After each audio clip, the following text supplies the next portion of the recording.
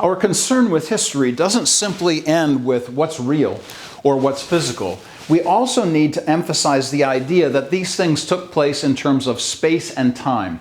And what do I mean by that? When I talk about space, I'm talking about a specific location, a place in which something took place. That is, an action was actually recorded at a certain time.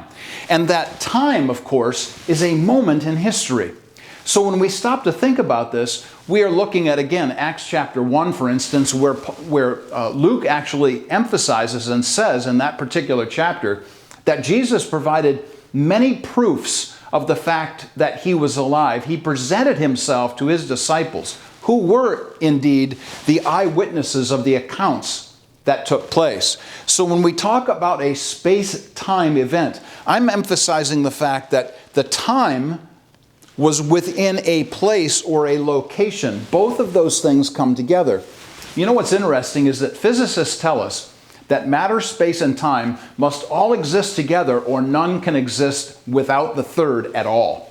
So if you leave out matter, for instance, the ideas of space and time would be impossible. All three must exist together, matter, space, and time. And so time must exist within a space, within a place, within a location. These things happened.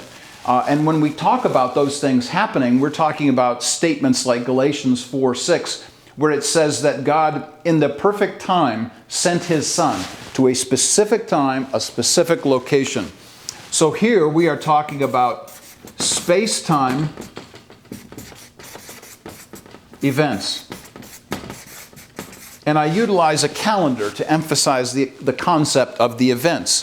Things that took place at a moment, an occasion, within a location, and these events were actually recorded for us. And these events were recorded for us by physical eyewitness accounts. Remember the mantra here.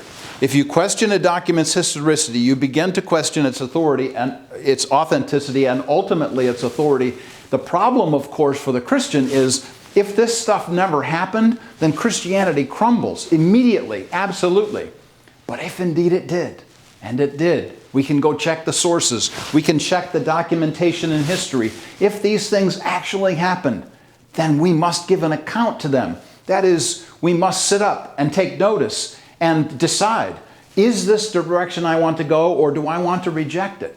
So when people say to us, well, what makes your belief system different from anybody else's belief system? The very first thing we ought to be saying to folks is, all of this hinges on historic events that we can go back and check out in the documentation to see whether or not it happened.